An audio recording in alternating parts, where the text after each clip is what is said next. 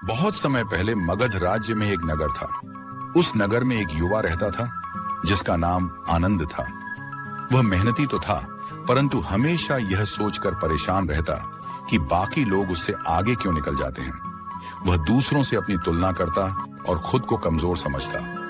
एक दिन उसने निश्चय किया कि वह बुद्ध के पास जाएगा और उनसे मार्गदर्शन लेगा। वह बुद्ध के आश्रम पहुंचा और विनम्रता से बोला, भंते, मैं जीवन में पीछे रह गया हूं। सब लोग मुझसे आगे निकल जाते हैं।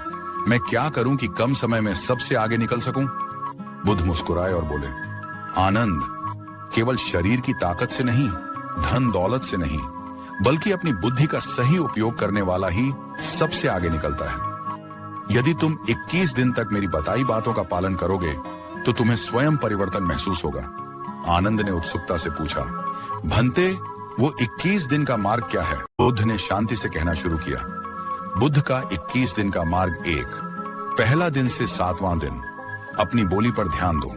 झूठ, कटु वचन, चुगली, इन सब को छोड़कर केवल सत्य और मधुर वचन बोलो। बुद्धि वहीं जागृत होती है जहां वाणी शुद्ध हो। 2, 8वां दिन से 14वां दिन अपने विचार पर ध्यान दो।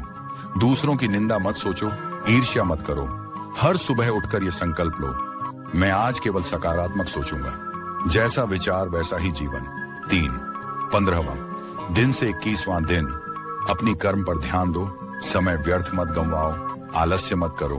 हर दिन कोई नया ज्ञान सीखो, भलाई का काम करो।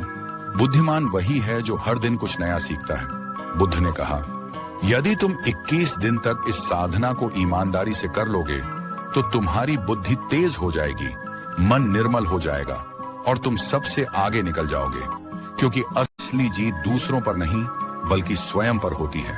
आनंद ने पूरी श्रद्धा से यह नियम अपनाए। 21 दिन बाद उसके भीतर आश्चर्यजनक परिवर्तन हुआ। उसका मन शांत, बुद्धि प्रखर और आत्मविश्वास 2 गुना हो गया। अब लोग उसी से सीखने आने लगे। गौतम बुद्ध ने अंत में कहा, अपनी बुद्धि से दूसरों को हराना आसान है, परंतु सबसे बड़ी जीत वह है जब तुम अपने ही अज्ञान, आलस्य और नकारात्मकता को हरा देते हो।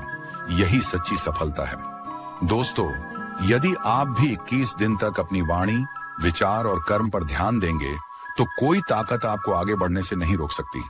बुद्धिमत्ता ही जीवन की सबसे बड़ी शक्ति है। नमो बुद्ध।